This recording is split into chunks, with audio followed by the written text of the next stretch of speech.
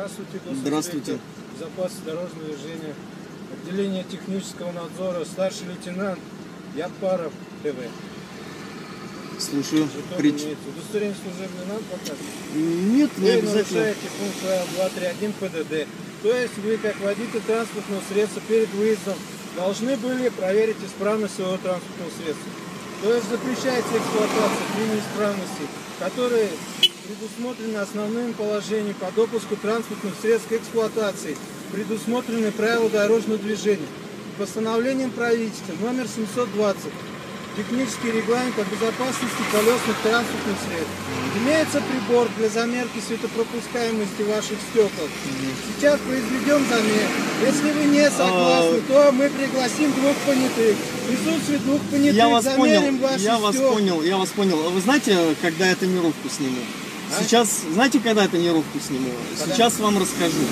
Как только депутат великодушный, законодатель добродушный, как только каждый представитель органов властей своей рукой изданных законов и вестей жить будет так, как Конституция велит, и в новостях, как о законности твердит, тогда и я, поэт душой, традиции продолжатель вековой, сниму весь мрак со стекол, не глядя, и с палкой рука отныне не взмахнет твоя.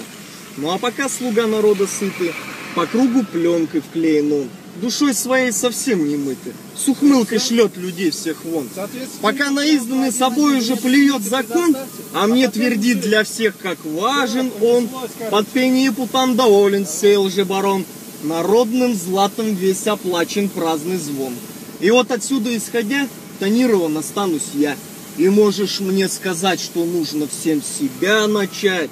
Уж начал я давно, ни вор и ни мажор, и что лет 25 уже прошло, да? Попробовать ты можешь номера забрать и пленку со стекла содрать. Ведь ты в неволе, и кандалы ты на себя одел. Увы, ты сам так захотел. А я свободен, словно птица, и волен в небе я летать. И невозможно на цепи неволи птицу выше не достать. Все? У вас правильно закончили? Вы в соответствии с